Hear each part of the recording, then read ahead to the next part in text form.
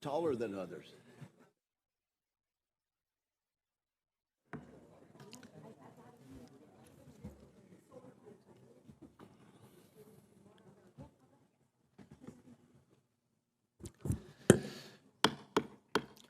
Let me call the hearing to order.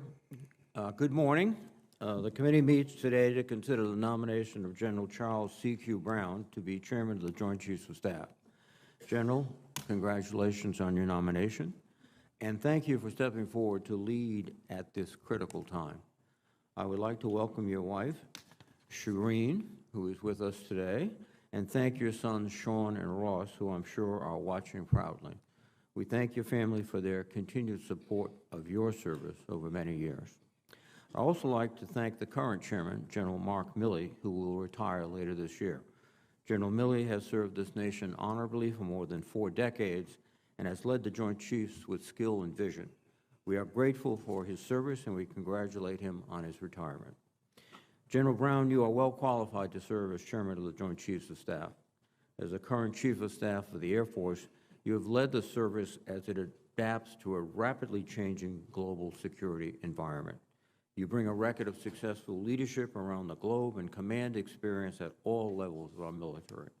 This expertise will serve you well. If confirmed, you will serve as the principal military advisor to the President, the National Security Council, the Secretary of Defense, and Congress. You will be expected to be an effective strategist, advisor, and manager, and your counsel will be relied upon as we confront the multitude of national security issues before us. Indeed, we face significant challenges. First and foremost, as the National Defense Strategy makes clear, China is our primary competitor. China is the only nation with both the intent and the capability to challenge the interests of the United States and our allies and partners. At the same time, Russia remains a violent, destabilizing force, and nations like Iran and North Korea continue to push the boundaries of military brinksmanship. To succeed in this environment, the U.S. military must better develop its joint capabilities across all domains, including space, cyber, and information. As the Defense Department's recently released Joint Concept for Competing makes clear, the objective of our nation's adversaries is to win without fighting. The document warns that if we do not adapt our approach to competition more effectively, the United States risks ceding strategic influence, advantage, and leverage while preparing for a war that never comes. General Brown, I am interested to know how you would promote the development of joint capabilities to ensure our military remains the world's premier fighting force. While it is the purview of the military services to equip our soldiers, sailors, airmen, Marines, and Guardians, if confirmed as chairman, you will be responsible for identifying new joint capabilities and performing net assessments to ensure the services are procuring the right capabilities needed for the joint force. The chairman must review capabilities holistically across this total force, which can conflict with the priorities of individual services. The committee would be interested to learn how you plan to manage this dynamic, if confirmed. In addition, the National Defense Strategy, the National Military Strategy, and the annual Chairman's Risk Assessment are vital documents this committee relies upon to perform its oversight functions. General Brown, I would like your assessment of the implementation of the National Defense Strategy and the National Military Strategy, and whether you would recommend any changes or updates to those strategic documents. Further, it is imperative that these documents be submitted to Congress on time. I would look forward to working with you to ensure these statutory deadlines are upheld. The joint force is fundamentally about people. As the nation's senior-most military officer, it will be your responsibility to understand the needs of America's service members and to be their greatest advocate. Our military is facing its most difficult recruiting environment in decades.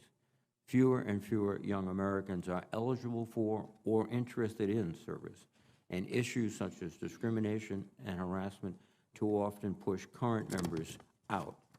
While recruiting is one of the primary duties of the military services, if confirmed as the chairman, you would be responsible for advising the Secretary on comprehensive joint readiness, which includes assessing the effect of manpower shortfalls across the total force. Therefore, I would like to know your thoughts on the current recruiting crisis and the impact it may have on the readiness of the joint force. Finally, if confirmed, you will be the most visible military officer in the nation. It will be critical for you to represent the force with total professionalism and trustworthiness. Frankly, I am concerned about the health of our nation's civil and political military relationships. More and more, the military is being dragged into political fights, and public trust in the military is eroding because of it. Civilian control of the military is a sacred duty that must be carried out responsibly, not be exploited. General, I'd like to know how you will work to help improve civil-military relations and demonstrate this ethos yourself. General Brown, if confirmed, you will lead the joint force at a momentous time. I am grateful for your willingness to step forward to meet this challenge. Thank you, and I look forward to your testimony. Now let me recognize Ranking Member Senator Wicker. Thank you, Mr. Chairman, for that fine statement. And General Brown, welcome to this committee. I welcome your nomination to serve as Chairman of the Joint Chiefs of Staff.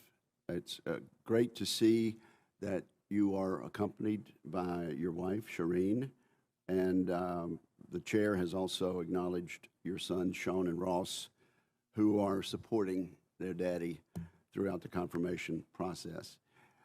As you testify before us and prepare to assume the senior-most position in the U.S. military, you are continuing with a profound concept that dates back to the founding of our republic.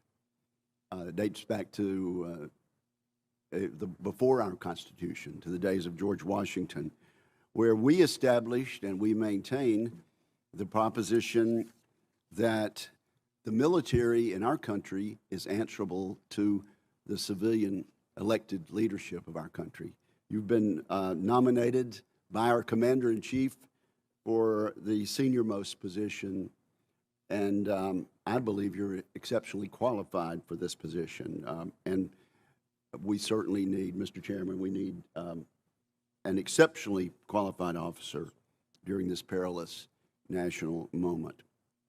Mr. Chairman and members of the committee, multiple senior national defense leaders have told this committee we are in the most dangerous global security environment since World War II, and I agree. During that pivotal time, 70 years ago, our country faced two great military powers across different oceans with the capability and intent to threaten American domestic security directly. We see a similar dual threat today, which the Chair has already alluded to. The Chinese Communist Party is conducting the largest and most rapid military buildup in modern history, surpassing our own military in many places. It is a military built for a single purpose: to undermine Indo-Pacific and American security and prosperity by expanding the Chinese Communist Party's totalitarian influence to the entire globe. In Europe, the Kremlin's brutal war in Ukraine is the most dangerous crisis we have faced in half a century, and their self-defeating war of aggression has brought China, North Korea, and Iran all closer together. This dangerous moment demands an exceptionally competent set of uniformed leaders. Regrettably, many Americans have lost confidence in our senior military leadership, which for the past 20 years had been very high. While we all may debate the reasons, I believe that the lack of accountability for failures among military leadership, being thrust into the spotlight of politically divisive issues like critical race theory and abortion, have significantly contributed to this decline in trust. General Brown speaks often of accelerating innovation in the Air Force. He recognizes the difficulties of doing so amid an entrenched bureaucracy. And he's open about how he has learned in his job and improved his approach. That candor and self-accountability should serve him well in this new role, including as an example to other officers. I'm hopeful that General Brown's detailed focus on innovation and culture change will bring new thinking and action to the massive problems of our joint force that our joint force faces. I hope General Brown will continue to focus on restoring a culture built on meritocracy in the U.S. military that continuously fosters new approaches to readiness and warfighting. Make no mistake, the next few years will be critical for our national security. As General Brown has stated, we cannot wait for a crisis to drive change for our joint force. Years of lackluster budgeting for our national defense has put us far behind where we need to be. We have a bureaucracy and industrial base that is clunky, and military promotion system geared toward risk aversion. It will take honest and realistic threat and capability assessments from our senior uniformed leaders to empower lower level personnel to fix the many problems we face. I expect General Brown will offer his most frank, unreserved military judgment both to the President and to Congress if confirmed. During a similarly decisive moment for our national defense in 1980, then candidate Reagan spoke of the need for a renaissance in American military superiority to avoid war with the Soviets, to avoid war. Reagan said, "Our best hope of persuading them to live in peace is to convince them they cannot win at war." We avoided war then, but only because we had leaders who were bold enough to pursue the wisdom of peace through strength with alacrity. That timeless advice still applies today, and I'm hopeful our nominee agrees. Thank you, General Brown, for being here, and thank you, Mr. Chairman. Thank you, Senator Wicker. General Brown, your statement, please. Chairman Reed, Ranking Member Wicker, distinguished members of this committee, I'm honored by the opportunity to appear before you this morning. I want to thank the President and the Secretary of Defense for their trust and confidence in nominating me to be the Chairman of the Joint Chiefs of Staff. I also thank General Mark Milley and Holly Ann as they conclude their decades of remarkable and honorable service to our nation. We wish them the very best. I'd like to take a few moments to acknowledge my family. Joining me today is my wife of 34 years, Shireen. She's been committed to our family and to my journey, and has also tirelessly advocated for the families of our airmen. I'm also extremely proud of our two sons, Sean and Ross. They're outstanding young men, excellent in their own right. I would not be here today if not for your sacrifice, love, and support. I'd like to thank my #1 fan and my most vocal supporter who played a lead role in my development into the man I am today, my mother, Kay. I also want to thank the most influential leader in my career, the officer who commissioned me, my father, Charles, a Vietnam veteran who retired from the United States Army as a colonel after 30 years of service. I'm also grateful to my sister, Stephanie, for her support, as well as the influence of my younger brother, Kevin, had on me and our family before his passing. I want to express my gratitude to this committee and the Congress for your continued support, to our men and women in uniform, DoD civilians, and their families. It is thanks to your enduring commitment and advocacy that we remain the most capable military force in the world. I come before you today having served the last 3 years as a service and Joint Chief. But for the 11 years prior, I served in 7 assignments across 4 combatant commands: EUCOM, AFRICOM, CENTCOM, and INDOPACOM. I've held leadership positions focused on our 5 national security challenges: China, Russia, North Korea, Iran, and violent extremists. So I arrive before you having spent less time as a general officer in Washington, D.C., and more time with our fielded forces, allies, and partners, either in conflict or preparing for conflict. Having led warfighters abroad shapes my thinking. As a result, I'm mindful of the security challenges at this consequential time and the need to accelerate to stay ahead of the growing threat.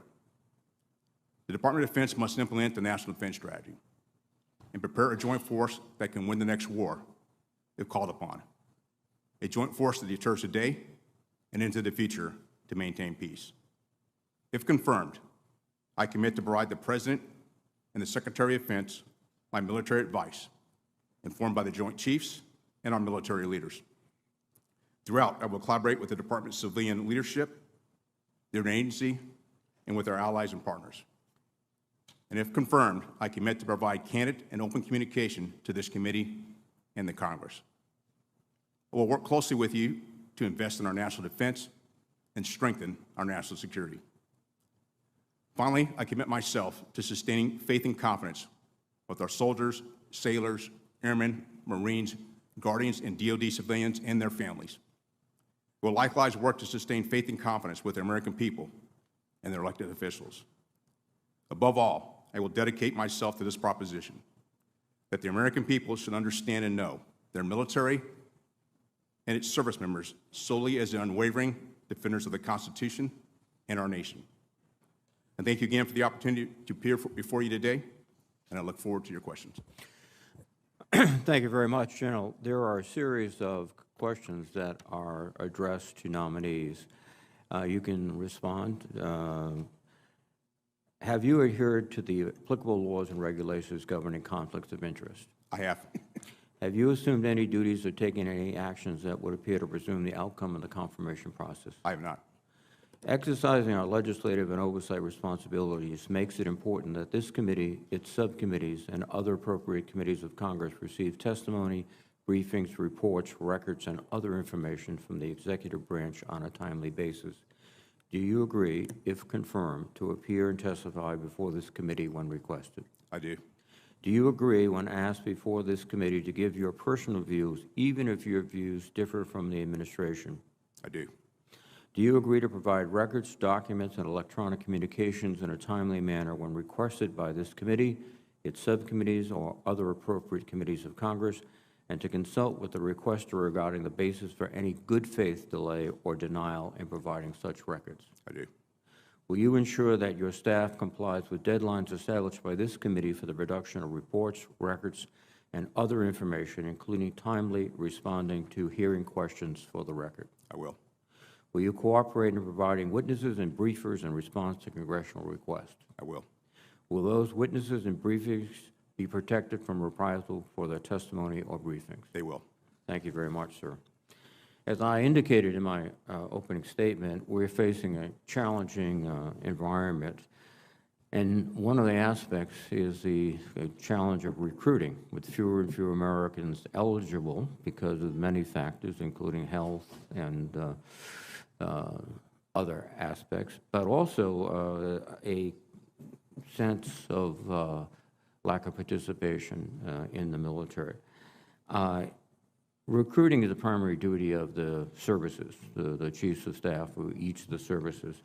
But what actions will you take to ensure this recruiting process becomes successful and also enhances readiness? Well, Senator, I appreciate the question. And, you know, as a service chief, I've had an opportunity to really think deeply about this, and I've had a number of opportunities to engage with my fellow service chiefs on how best we move forward. As the chairman, if confirmed, you know, one of the key areas I do think about is ensuring that young people and their influencers understand the opportunity to serve and the great opportunities provided by serving in the military. And I think, just based on my own experience being a role model, to show the young people and their influencers that there are many great career opportunities within the military, and there's many that have served in the military and have gone on to be successful, whether they stay for a full career or stay for one tour. I really believe that young people only aspire to be what they see or know about, and it's hard for them to you know, be part of an organization or aspire to go down a career path they don't fully understand or appreciate it. And so we have a responsibility to reconnect with the nation, to talk about the opportunities, and for all of us that are interested in national defense and national security, how we share the stories of what inspired us to join. You know, I joined because of my father and his recommendations, and because of opportunities I had in ROTC. I was going to be an engineer, decided to become a pilot because I had a chance to be exposed to be able to fly at ROTC summer camp. So there's a number of things I think we can do, and those are the things I will do if confirmed as a chairman. Thank you, General. Another topic that I mentioned is the development of joint capabilities. The services are principally responsible for developing equipment and operational techniques, but you will be the point of ultimate decision on many of these proposals. And historically, service parochialism has interfered with true jointness. If confirmed, what actions will you take to inhibit parochialism, encourage interoperability, and to get us the best equipment and the best trained people in the field? Well, Senator, I appreciate the question again, and one of the things that was started by a couple of the vice chairmen before was to rework the Joint Requirements Oversight Council, instead of being just an oversight council, be a bit more directive to ensure we have the joint capabilities. I think I want to continue to build upon that, but we also need to do it based on analysis to show the value of each part of the joint force and what they provide. And then there will have to be some give and take and some hard decisions and hard calls that need to be made. But I think that's a responsibility, not just for me, but also with the service chiefs that also serve as joint chiefs, that we have to take off our service identities and think about what's best for the joint force. Thank you. We're engaged in supporting the Ukrainian people in a critical battle because my view is if they lose, we lose also. Are there any immediate lessons operationally or strategically that you've taken away from the conflict in Ukraine? Well, Senator, I think strategically the thing I do think about is how the value of information early, before the campaign started, before the conflict started, and how that was able to bring not only NATO closer together, but also to bring together allies and partners around the world. And so that is one point about how we collaborate and how we build relationships well before a crisis occurs, and then how we use the information we have available to help their decision makers, their political decision makers, make those decisions to move forward. I think the other thing I'd highlight too is the value of logistics. And I think the Russians learned if you don't pay attention to logistics, it's hard to win and hard to have move forward. I think we also learned that the timeline for military operations, particularly in a conflict, sometimes take longer than we might expect, and that's also a challenge. I think the other piece that I would highlight is just the will to fight. And the one thing about the determination and the will of the Ukrainian people and their leadership, that's something that's hard to measure before a conflict, but it plays a huge dividend. And then the last thing I'd say, just as if from my own perspective as an airman, the value of air power, and having watched what either side's been able to do or not do, but the value of air defense and integrated air defense and how that's been helpful to the Ukrainians in defense of their nation. Thank you very much, General. Senator Wicker, please. Thank you very much, Mr. Chairman, and thank you, General Brown. Let me first mention a statutory requirement that you and I have discussed before, 10 U.S.C. 153. It requires the Chairman of the Joint Chiefs of Staff to complete a Chairman's Risk Assessment, CRA, of the National Military Strategy each year. Now, we have had a problem with this in the past, and a frustration from Congress in not receiving this CRA. Even the National Military Strategy itself last time was unacceptably late. If confirmed, I need your commitment to carrying out the statutes governing the relationship between the Chairman of the Joint Chiefs of Staff and Congress, including submitting the Chairman's Risk Assessment on time. Can I get your assurance that you will do this, General Brown? Ranking Member Wicker, as we discussed yesterday, I will assure you that I will do my best to make sure we get those documents to you on time, because it's important to allow you and the Congress to do the things you require in order to provide the budget for us and the authorization to execute. Absolutely. This is a law passed by the Congress, signed into law by the President of the United States some years ago. And if you, as Chairman of the Joint Chiefs of Staff, need some additional resources, or if there's something within your jurisdiction that keeps you from doing this, will you let us know so that we can be on time with this very important CRA? Yes, sir. I will definitely communicate with you if there's any challenges. Thank you very much for that assurance. General Brown, Congress, let's talk about the Pacific. Congress provided the administration with authority to provide $1 billion in transfers of U.S. equipment authority to help Taiwan. Is it your best military judgment that the usage of this drawdown authority and training would improve Taiwan's ability to defend itself? Yes, sir, it will. And it'll help them to procure some asymmetric capabilities to defend their nation. All right, and so I certainly hope that we can move forward with that. I described in my opening statement, General, I described our our defense capacity as and our industrial base as clunky. You and I also discussed this in our conversation. Do you agree with my assessment that the bureaucracy and the industrial base are clunky based on the speed with which technology has evolved and changes as compared to how we are able to access that as a military? I do, and I think it's an area that I think we can all improve upon. We have a great innovation here within our nation, and we want to make sure that we're putting that into the hands of our warfighters as quickly as possible. I also believe there's an iterative process to this, just based on there are so many things that are software-based today, and if we can knock down any barriers to be able to move faster, I'm all for it. Well, do you have specific plans for how we would do this based on your experience in the various theaters you mentioned? It's some experience, and what I've been able to do is, part of this is really how I build those relationships, and that's what I've done as the Air Force Chief of Staff. That's what I did as my previous assignment as the Commander of Pacific Air Forces, is to be engaged and be able to collaborate and figure out where those barriers might be that would prevent us from moving as fast as we need to. Okay, now let's talk about the European theater and NATO. The Department of Defense leadership regularly states that the department is following the normal process for requirements generated by the European Command. Can we agree, General, that the threat against NATO countries today is far different than it was 3 years ago before the Russians invaded Ukraine and depleted much of their ammunition and capability in this unjust and illegal war?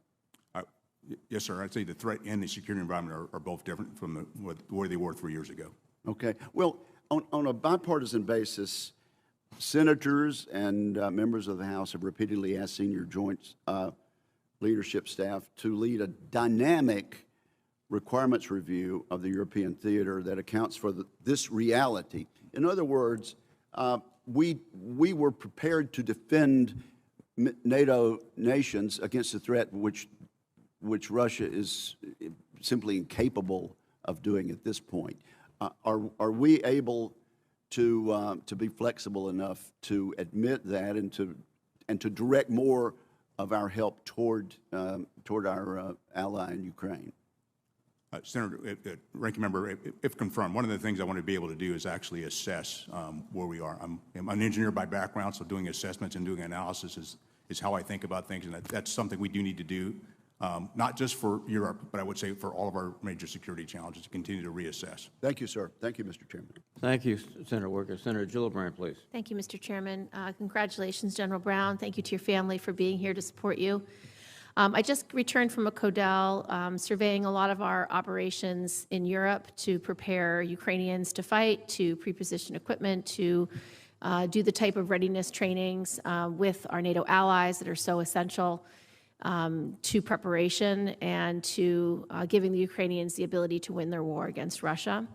And you mentioned how important logistics are and how important readiness is and the will to fight is. And we have a growing threat from China, from the Xi regime with regard to Taiwan. And I'd like to hear your assessments on the challenges of that type of theater versus the ease with which we were able to do the work with our NATO allies in Europe, since we have allies on the border of Ukraine that facilitate a lot of our training and exercises and preparation. So could you talk a little bit about the challenges with regard to that other theater and what type of preparation you think will be essential? Sure. Thanks for the question. The thing I think about when you're looking at the two theaters, there's a couple of factors that I play in, and it's geography and infrastructure. And you look at the geography of Europe, where you have large land mass, borders. You also have infrastructure with roads, railroads, airfields that are all close together. In the Indo-Pacific, you don't necessarily have that. What you have is more maritime space, islands, but you do have airfields. And so it'll be more challenging. And oh, by the way, the size of the region is much larger than it is in Europe, and so the distances are pretty massive. And so from that perspective, one of the things that I've thought about going back to my time as a commander of Pacific Air Force is you cannot wait till the crisis occurs to be able to deploy capability. You have to pre-position capability and have that in place. You have to work with allies and partners to have access to locations so you can put capability into place. And that's an area that we are focused on, not only as an Air Force, but I would also say as a joint force. Matter of fact, right now, we're in the process of a large exercise, mobility guarding, led by Air Mobility Command, to really test ourselves on how quickly we can move by air and other means to get capability into the theater as quickly as possible. And we'll take that and learn from that. We also just did, for the Air Force, did a tabletop exercise focused on logistics in the Indo-Pacific.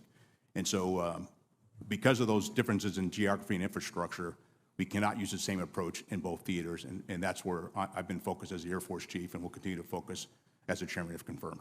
Agreed. With regard to Asia, there will be certain reliance on other assets such as cyber, such as space, such as Air Force, as you say.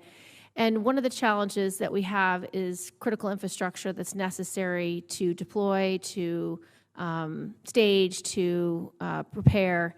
And we recently had, or we heard reporting on China's cyber threat with regard to Guam. I'd like to know your thoughts on how will cyber threats inform your thinking in viewing these logistics and mobility plans, and what collaboration exists between the joint staffs and DHS and relevant senior risk management agencies to ensure whole of government alignment in the event of such a conflict. What I do think about from the cyber threat, it's not just for Guam, but I really say the aspect of here back in the continental United States, and the aspect of, in order for us to generate combat power and get it deployed, we depend on our various ports and rail yards and other areas and airfields to get ourselves to be able to deploy. We got to be able to protect that critical cyber infrastructure, and if we don't, it'll challenge us to be able to get ourselves deployed. And so that's why it's very important that we work collectively, not just inside of the Department of Defense, primarily through Cyber Command, but as you highlighted, the Department of Homeland Security and others to take a look at the critical nodes that we have to protect. Because I believe in cyber, we're in a contested environment today that we need to be paying attention. And I think we've seen that in past examples, and we've got to make sure we're working closely together across the entire government, and also with our allies and partners to ensure we're protecting ourselves in the cyber domain. With regard to cyber, services are responsible for establishing a range of personnel policies for cyber personnel and providing them to Cyber Command. This leads to variations across services in length of service requirements and length of tours at Cyber Command. As chairman, how would you approach working with the service chiefs to help bring service policies into better alignment with the needs of Cyber Command? I think one of the key areas is, one, to meet the needs of Cyber Command, but at the same time, align some of our policies and processes so we're not competing amongst ourselves for talent. If we have similar approaches, it helps us to bring in all talent from across the nation, and then also help to retain that talent within the services as well. Thank you, Mr. Chairman. Thank you, Senator Gillibrand. Senator Fisher, please. Thank you, Mr. Chairman, and thank you, General, to you and your wife and your family for your service to this country. I took note of a comment you made in your opening statement. You said, having led warfighters abroad has shaped my thinking. As you know, I remain deeply concerned about our munitions production capacity. And in the Wall Street Journal a couple days ago, they wrote an editorial about America's running out of ammo. Biden admits the problem, but then why not do something about it?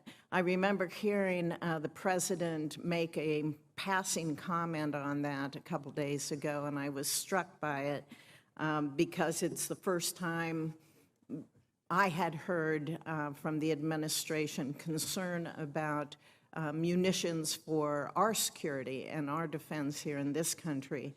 So frankly, after years of underinvesting in munitions production, we now find ourselves, I think, in a very precarious position. While this committee has generally been supportive of providing aid and transferring excess munitions from our stockpiles, we also have a clear expectation that the department will work with us to ensure that we produce more munitions, as many as we can and as fast as we can, to backfill our stockpiles, increase our margins, and support our allies and partners. Do you agree that we need to increase our munitions production capacity?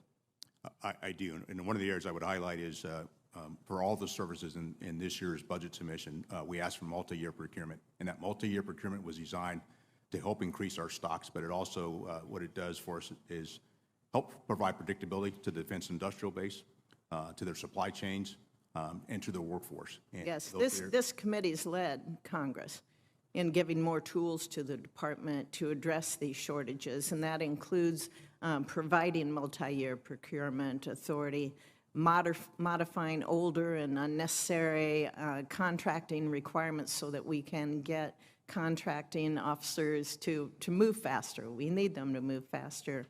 I understand the department is reviewing its total munitions requirements amid the worsening geopolitical environment as new stockpile levels are determined, particularly for precision-guided munitions.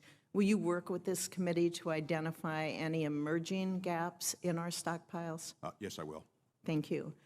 Do you believe the tools that we have given the department, those contracts, multi-year, is that going to continue to help you meet those requirements as well? Yeah, Senator, I think it will. And one of the areas as we work through the contracting aspect is how we incentivize our contractors, contracting officers, and how we build those contracts to make sure they're moving in the right direction to change the culture of how we've done things in the past. Right. To be clear, I think there's much more that can be done in fiscal year 2024 to address the munitions production challenges than what was in the President's budget request. For example, for $67 million, the Army could expand the capacity of the GMLRS from 120 per year to 1,000 per year by 2025. This is a key long-range fire line that could be relevant in multiple theaters. And I'm frequently asked, what can we do to help Taiwan help themselves more? Well, for around $70 million more, we could expand the Harpoon production capacity such that we accelerate the final deliveries to Taiwan from 2029 to 2027.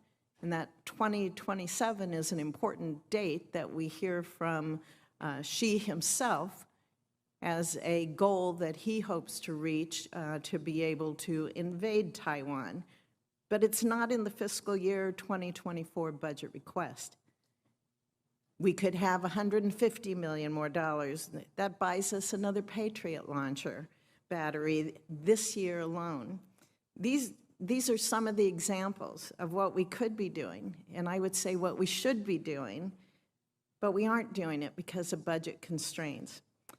They've all been confirmed by industry and by the department that it can happen. And I hope that you will be an advocate to be able to help us push for what we need to address the threats that we face as a country and as a world in any emergency spending package or supplemental that comes up. Would you be willing to put yourself forward? We talk about this all the time, you and I. I always say if the American people hear about the threats that we have, we will see tremendous support for our military and for the needs that we have to be met, for the resources that we must have to defend this country.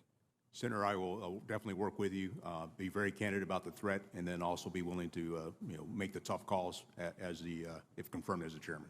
Okay. Thank you, sir. Thank you, Senator Fisher. Senator Hirono, please. Thank you, Mr. Chairman. Congratulations, General, on your nomination. I thank you and your family for your service to our country.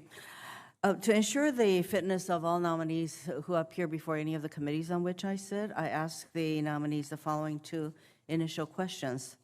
One, since you became a legal adult, have you ever made unwanted requests for sexual favors or committed any verbal or physical harassment or assault of a sexual nature? I have not.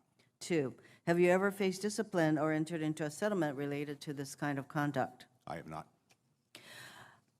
General, I thank you for your consistent support for our service members' access to critical health care no matter where they are stationed around the world. And as we face recruitment and retention challenges across the services, support for service members of all backgrounds is critical. And for almost 4 decades now, you have built inclusive, diverse, and ready teams in the Air Force, and I assume you will support such teams throughout the DoD.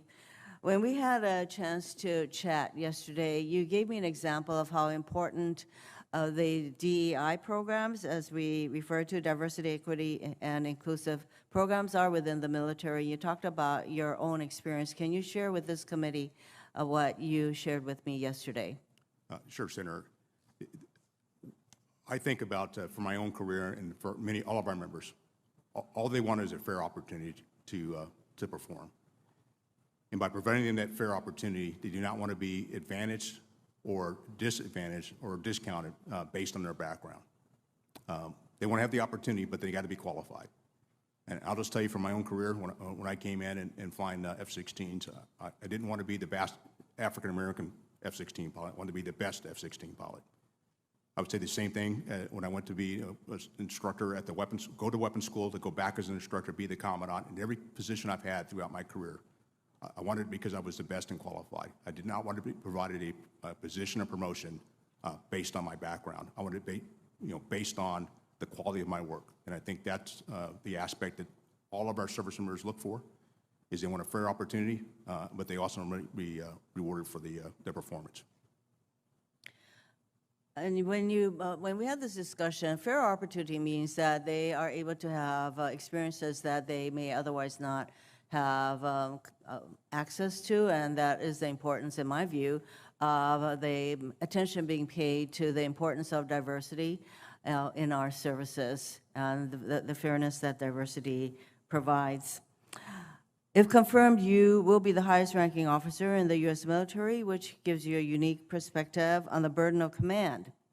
I have repeatedly asked for leadership accountability and structural changes from the DoD in the wake of high-profile failures in Hawaii, for example, the disaster at Red Hill, which I'm sure you are familiar with, and that disaster has led to public mistrust in the military in Hawaii. General Brown, how do you view the burden of command and the ultimate responsibility entrusted in military commanders? There are 2 factors I think about in the responsibility command or leadership at any level. You have the responsibility to get the mission done, but you're also accountable for the mission as well. And that accountability, if it doesn't go well, you should be held accountable. And those are the areas that I focus on and ensure that we maintain the standard across the military, but at the same time maintain the public confidence from the American people that we do support. I think that if we don't hold our commanders responsible, that it does continue to shake the faith that communities have in the leadership of the military. And as the chief of the Joint Chiefs, you are going to have major responsibility to make sure that the burden of command, as I've expressed it, is carried through. I just visited with the Deputy Secretary of the DoD, our shipyards, and I just want to make sure that you will continue to support the modernization of our shipyards, because even as we make decisions to build new ships, i.e. assets, that we have to make sure that we have the capability to repair and maintain the ships that we already have, and that means that the shipyard improvement commitment has to continue, and this is a multi-year commitment. I'd like to have your commitment that we will continue to fund this very critical part of our military readiness. Senator, you have my commitment. Thank you. Thank you, Mr. Chairman. Thank you, Senator Rono. Senator Rounds, please. Thank you, Mr. Chairman. General Brown, first of all, I want to thank you for your years of service.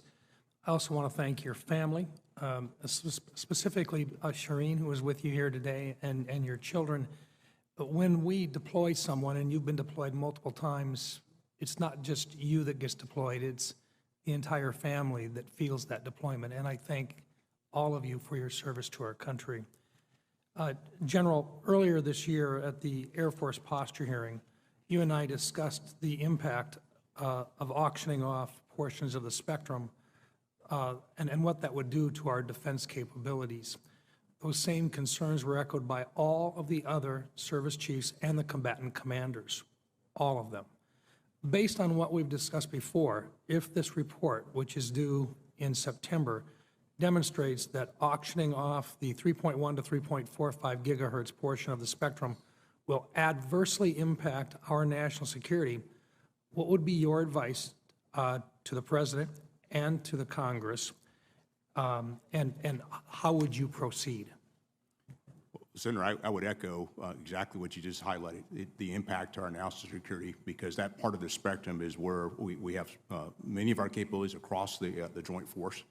And if we had to vacate that, we'd lose that capability, and we'd have to figure out how now to regain that capability, and that will take time and cost money. And now it's not the time to drop our national security. And so my recommendation is we should not vacate, and realizing we have to still get through the study before we make any decisions. But there will be an impact, and if confirmed, I'll bring with the services, detailed information on the challenges and how it might impact the Joint Force. Thank you, sir. Let me just ask you, with regard to your professional military opinion, do you think there's a possibility that our adversaries are actually attempting to influence the debate and to convince us that it's appropriate to sell portions of the spectrum that are vital to our national security? Well, Senator, I can't speak positively on that topic, but I would not be surprised if our adversaries were always trying to do something to decrease our advantage and complicate our decision-making, and it's something we need to be paying attention to as senior leaders. Thank you, sir. I've gone on record many times regarding my concerns about the DoD's approach to providing space-based ground-moving target indication capabilities to DoD users following the divestment of the JSTARS platform. There's an ongoing conversation within the interagency as to how the funding, responsibility, and priority of GMTI, the ground-moving target indication capabilities, will be handled. And I'm not confident, I am not confident, the warfighters will get this vital capability that they need to close the kill chain in the future. As chairman, will you use your position to make certain that our men and women on the front lines have full and priority use of the platforms conducting GMTI missions in the future? Senator, I will. Thank you, sir. General, this is something that I never thought I would be sitting here in the United States Senate asking questions about, and yet it's one that has been brought to my attention by our South Dakota Adjutant General. General Brown, you will take the seat in the midst of the largest recruiting crisis in the history of DoD's 50-year all-volunteer force. While the service has struggled to meet recruiting numbers, there has been an increased emphasis on immutable characteristics like race and sex, and the department has increasingly focused on new policies and plans in areas like equity, extremism, gender ideology, abortion, and sex change operations. There is even a growing bureaucracy that focuses on these specific issues. I'm aware of a situation that was just brought to my attention where a young woman in the South Dakota National Guard experienced a situation at basic training where she was sleeping in open bays and showering with biological males who had not had gender reassignment surgery, but were documented as females because they had begun the drug therapy process. This 18-year-old girl was uncomfortable with her situation, but had limited options on how to deal with it. If she raised her hand, she feared she'd be targeted for retaliation. She could have recycled, which would have delayed her freshman college start and would not have provided a guarantee of a different situation. She could request to leave the Guard for religious purposes and not be able to pursue her dream of serving our country. General Brown, this is a challenging situation. If confirmed as the chairman, how do you propose to handle situations like this, which I truly believe may be impacting recruitment and morale by placing a disproportionate emphasis on gender-related ideology. Senator, one of the things I've thought about throughout my career, as you're being inclusive, you also don't want to make other individuals uncomfortable. And so there's areas as we look at our policies and approaches and get feedback like this, we have to take a look to see if we can improve on our how we approach situations like this. And as I've done as the service chief, as I've done throughout my career, if confirmed, I will continue to do so. Thank you, sir. Thank you, Mr. Chairman. Thank you, Senator Rounds. Senator Kane, please. General Brown, congratulations to you and your family for the nomination. You're eminently qualified for the position. Just situational awareness. 2 events happened yesterday that really bear upon the nation's military mission. One very positive, one negative. The positive event yesterday was the announcement by the Biden administration working together with the NATO Secretary General and the governments of Sweden and Turkey that Turkey would support accession of Sweden to NATO. It was followed up immediately by an announcement from Hungary that they would also support accession of Sweden to NATO. Just in the last few years, people were questioning whether NATO had value, whether the U.S. should continue in NATO. We have demonstrated through American leadership the strength of alliances, that democracies in the world can link arms, and when we do, our alliances enable us to defend Ukraine and promote democracy throughout the world. And I think it's important to recognize that the U.S. and the cause of global democracy is stronger today because of this decision announced yesterday that Sweden would now be greenlit for NATO membership. The bad event that happened yesterday was the retirement of General David Berger. It was not bad that he retired. He had a distinguished career and served very ably, as we all know. But for the first time after that retirement, in 164 years, the United States Marine Corps does not have a commandant confirmed by the Senate of the United States. I'm the father of a United States Marine. I'm unaware of anything that the Marines have done that would warrant being punished in this way. I'm unaware of anything that the Marines have done that would warrant being disrespected in this way, having their leadership hobbled in this way. One of my colleagues is exercising a prerogative to place a hold on 250 generals and flag officers.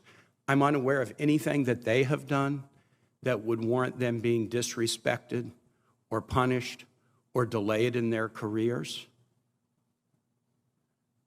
Just because a prerogative can be exercised doesn't mean that it should be exercised. We marked up the National Defense Authorizing Act in this committee 2 weeks ago, and there were some things that I wanted in the act that I did not get in. I was disappointed. There were some things that got added to the act that I opposed. I was disappointed.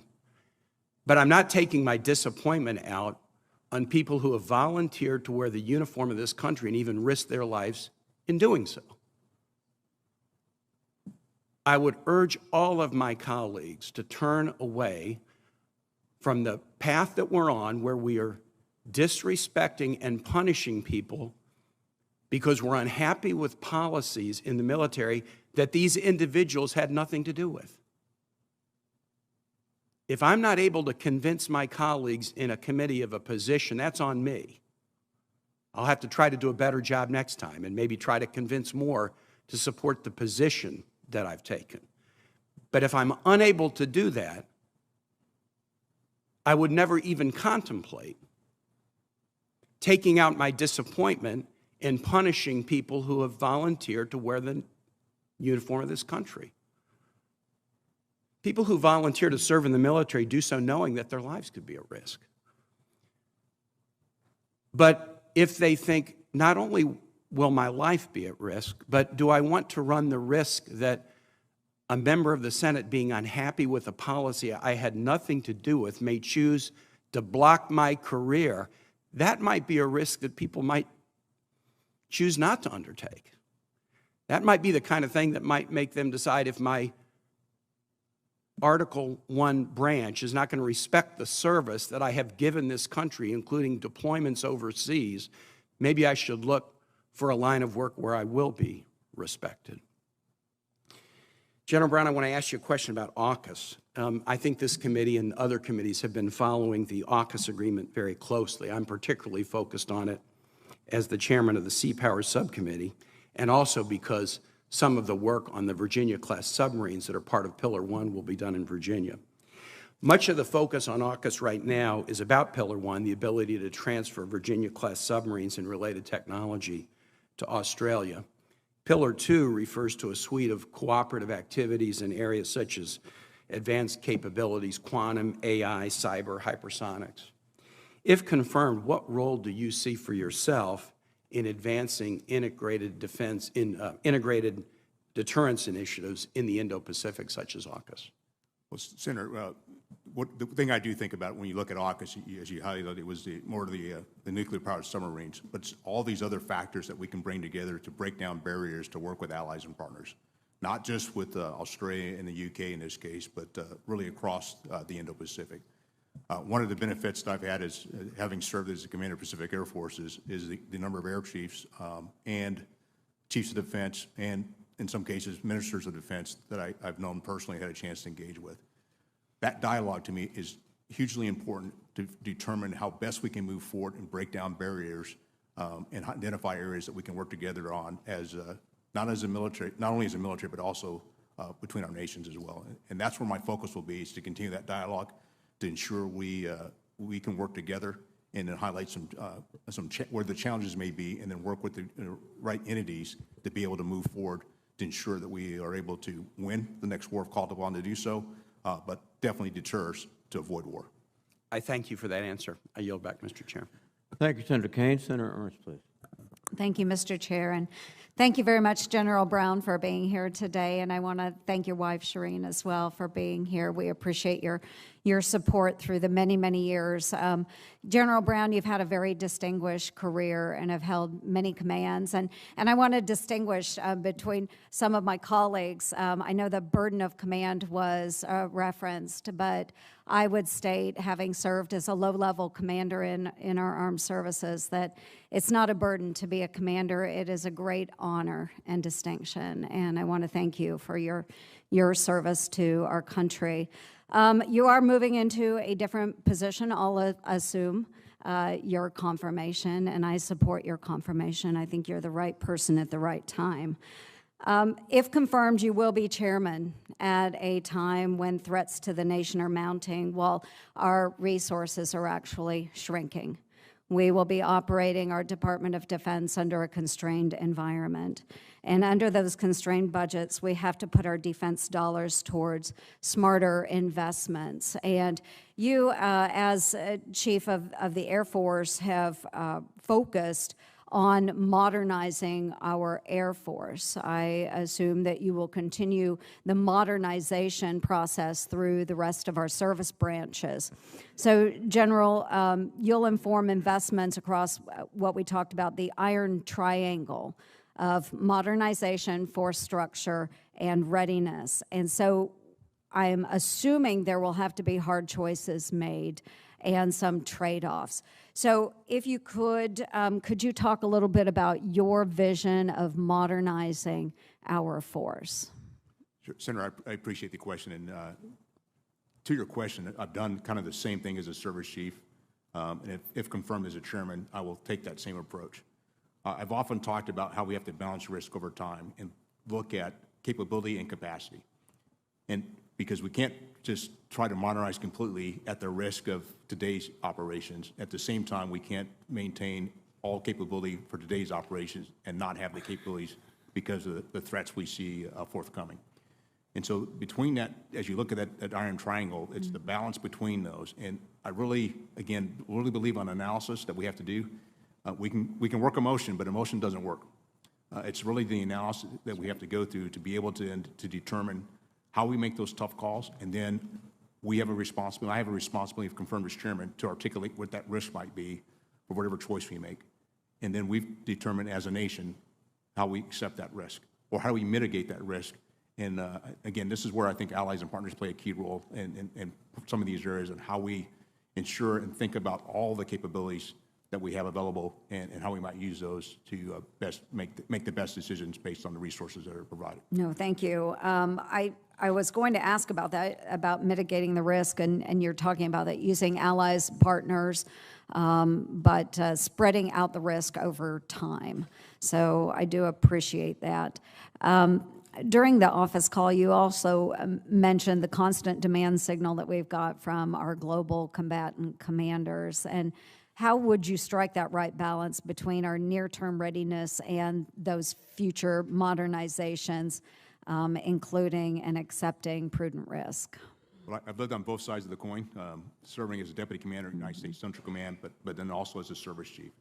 And the way I've always thought about this is we got to put all of the cards and all the details on the table and then have a conversation that is not tied to a particular position and figure out what's best to do for the joint force, what's best to do for all the combatant commands, because there's going to be some give and take as we do this. And that's where those dialogue to me are very important. And it's really about dialogue. There's many things we can agree on.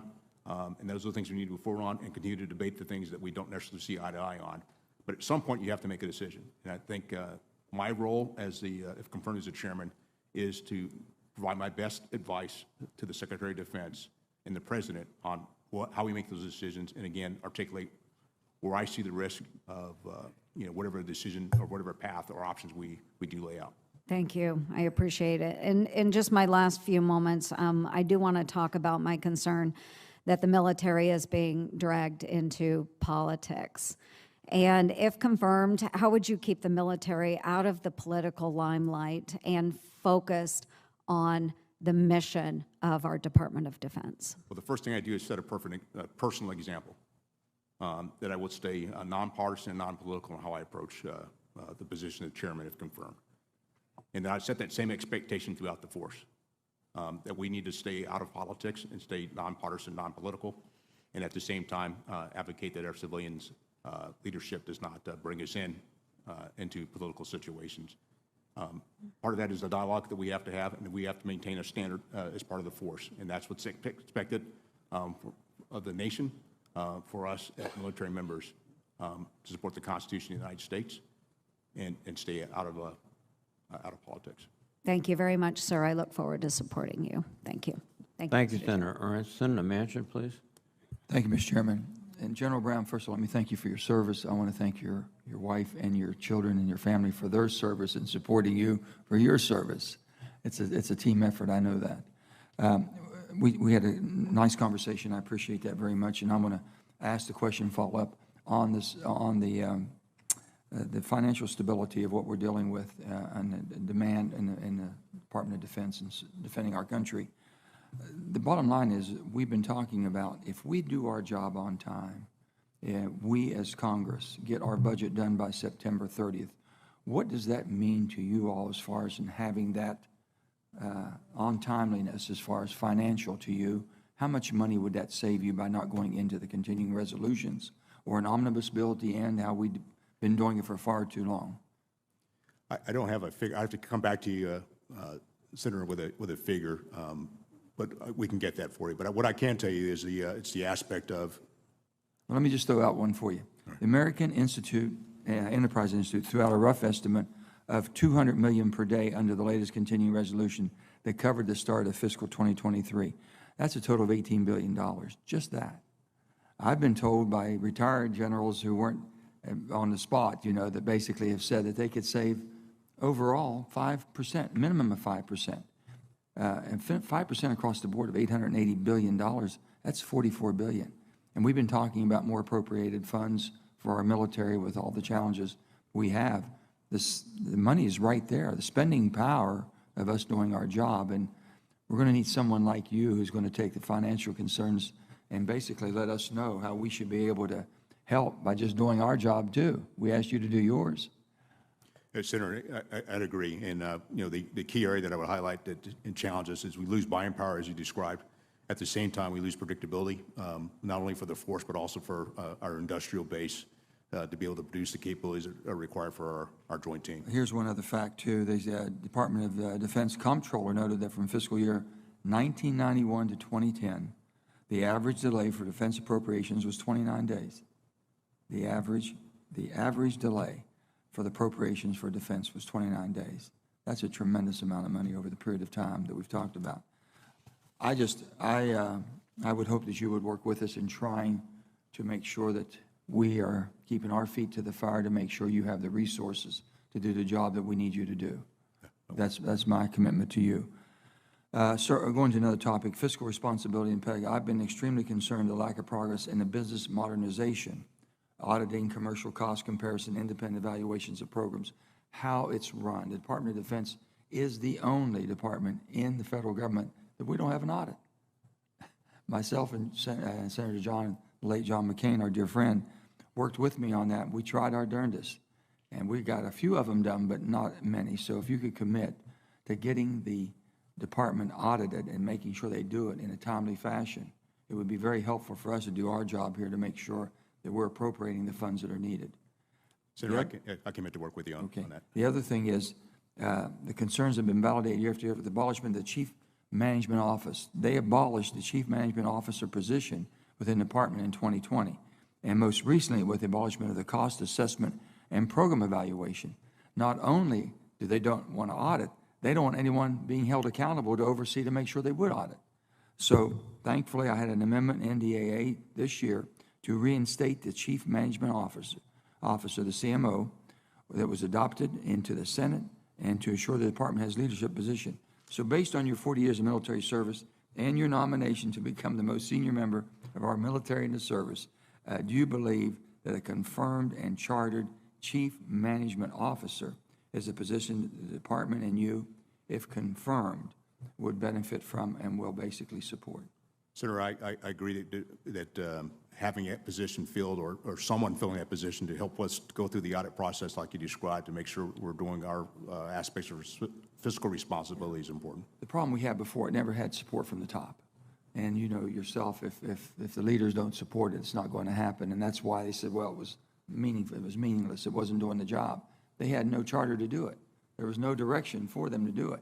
But I guarantee you, it needs to be done, and no business with any type of value to it whatsoever would ever operate without an assessment value, an officer that can do the management, the whole process. So it's there, it's coming back for you, sir, so we hope you take advantage of it. Right. Thank you. Thank you. Thank you, Senator Manchin. Senator Kramer, please. Thank you, Mr. Chairman. Thank you, General Brown, your entire family. Thank you for your service. Congratulations on the nomination. Let me just follow up with Senator Manchin's point about the Chief Management Officer. I just had to turn around and ask my staff, why did we get rid of it again? I remember when it happened. I remember the person in the position. We did it to, quote, cut bureaucracy, and what we did is cut our throats. And I'm with you, Joe. I hope we get it back. And then we have to, as members, insist, regardless of who's at the top, that we have some fiscal responsibility at the department. All right. Thank you for firing me up just before my questioning, Joe. It will not surprise you, General Brown, that over my nearly 5 years on this committee, I've asked almost every single combatant commander if they get enough ISR from the air, and it'll also not surprise you that every one of them says no. Now, that's a little bit like asking a billionaire if he has enough money. And you know, the answer is always no. He can always use more.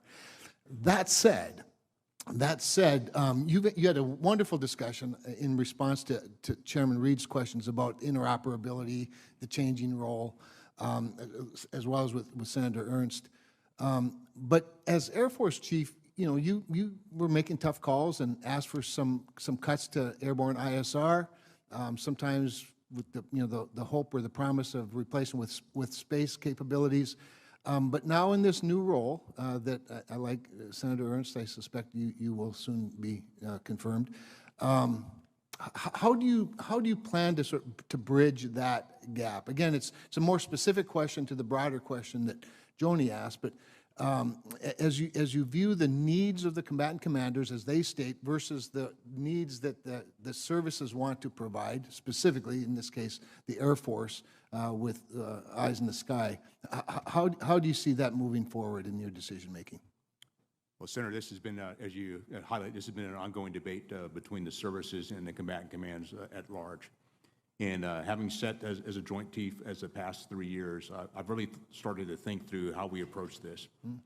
And there's aspects of, when you look at not just the ISRs, what are you trying to get from the ISR? It's the information that's being provided from the ISR. And so there's one aspect of the platform, but how you're getting the information back to command headquarters so they can make decisions. And so with the stand-up of the Space Force and access to space-based ISR, it's the combination of the two. And it's going to drive us to have to change some processes about how we provide information and how then we work with the commands. And this is a conversation that we've been having. I've had this conversation with General Saltzman, the Chief of Space Operations, of how we lay out a different approach in some areas to be able to get to all of the information that's available and not just what's reliable on an airplane, airborne ISR that may not be there 24/7, 365. And that's where the focus has to be of how do we maybe in some cases do things a bit differently and provide not only the capability we have today, but even greater capability in the future. Appreciate that. I want to piggyback a little bit on Senator Round's questioning. He's become very consistent, as I have, on what matters the most. And I have great respect for his questions about relieving the spectrum, particularly prior to the study that you've talked about. So without prejudging that study, and maybe even piggybacking a little bit on some of the things you said earlier about specifically our defense industry base, but I'm going to talk more about the private sector in general. What I think we don't talk about enough on the committee is the role that our technology companies, our telecommunications industry, particularly in 5G, all important back to some of the other discussions we're having. And you've been noted to be an innovator, and you have been, and appreciate that. What role has the private sector played in the advancement of the technological tools that are at your disposal, both in the Air Force and now perhaps, hopefully, as the Joint Force? Well, they played a pretty big role, and I'll just tell you from my own personal experience, the opportunity to go out to Silicon Valley a couple of times and talk to those that have an interest in national security. That's a conversation that we need to continue to have, and so that we understand the aspect of all the capabilities we have within our nation and how they all, in some form or fashion, contribute to our national security. Even when we have these discussions about spectrum, there's an economic aspect that supports our economic security, but there's a national security, and we got to have those conversations in the same room because it has an impact in some form or fashion, and that's why it's important that we build those relationships and we have those that dialogue to ensure we're doing what's right for the nation as we make decisions. Appreciate that attitude. Thank you very much. Thank you, Mr. Chairman. Thank you, Senator Kramer. Senator Kelly, please. Thank you, Mr. Chairman. General Brown, thank you for your decades of service, and welcome today. I want to talk to you a little bit about our military's close air support capability. We've discussed this issue at length a number of times, and you know how important this is to me. And you know that our ground troops and special operators depend on this capability, and it's often a life or death matter for them. And you and I have talked through some of the current planning that the Air Force is doing to transition to a future CAS capability. And in my view, the design of our close air support needs to stay centered on the guys on the ground. So, General, how will you achieve the same level of protection for those troops with future CAS solutions, and how are we going to avoid any kind of a gap?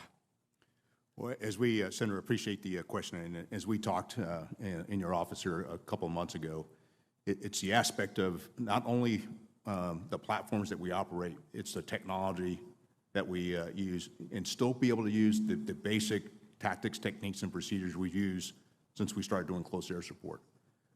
It's the aspect of providing that capability and the dialogue and how we'll be able to move information electronically to be more responsive, at the same time have weapons that are highly precise to support our service members on the ground. And one of my concerns here is, F-35's, multi-mission, a lot of capability in the airplane. I just ask that you continue to focus on this as a important mission for future fighters, including the F-35. And then I'm also concerned about the personnel that support our CAS community. as we transition to these new platforms. Are there any plans to transition some of the skill sets that reside in our tactical air control and JTAC community today? They are, and we're using their capability to help us in our command and control, as well as making sure those, the procedures that we already have, we do not let atrophy, and continue to work that. And one thing I would highlight to you on the F-35 is many of our A-10 pilots that have a lot of CAS background are flying and going to F-35. As a matter of fact, I just met a captain here this past week who was just converted from the A-10 into the F-35. And those are the kinds of things we've got to continue to do to ensure we do not let the skill sets that we had atrophy. Yeah, it's a positive thing now, but when we look at a decade from now, you're not going to have that same kind of transition. So I encourage you to continue to focus on this and make sure we retain the unique expertise of these other groups, not just the pilots, but the tactical air controllers and JTACs. I want to talk about another issue. I'm the only graduate of the U.S. Merchant Marine Academy in Congress, as far as I know. So I pay special attention to our nation's maritime strength. We talked a little bit about that when Senator Gillibrand asked her questions. And I'm concerned that the U.S. investment is falling dramatically behind what the Chinese government has invested in terms of the size and modernization of each of our respective merchant fleets. Since the 1980s, there have been a series of policy decisions that have brought us down to a rather startling figure of just 80 U.S.-flagged merchant vessels operating in international trade, and 60 of those consist of MARAD's Maritime Security Program that allows them to contract U.S.-flagged vessels during times of war. So we have 80 ships. The Chinese have over 5,500. And they're the world's top shipbuilder, and they control ports that handle 67% of the world's shipping containers. As you know well, this impacts our ability to supply our own troops in conflict. You talked about how much different the Western Pacific is from Europe, islands, mobility, and logistical challenges. It also impacts trade and global supply chains in peacetime, and it's critical. I mean, this is the kind of capability that can't be turned on and off overnight. We need to invest now if we want to rely on it tomorrow. I know in your new role, there's a chance that you're going to need this capability. We also see some similar underinvestment in the U.S. Merchant Marine Academy, which is under the Department of Transportation's purview, but it trains a lot of military officers and the mariners that will man those ships. Our nation's national security leaders cannot turn a blind eye to these capabilities simply because they lie outside of the military's and your immediate jurisdiction. And I think we really need to increase our focus here. So if confirmed, can I have your commitment to keep this concern top of mind as you enter into this new role as chairman? Senator, if confirmed, you do have my commitment. Thank you.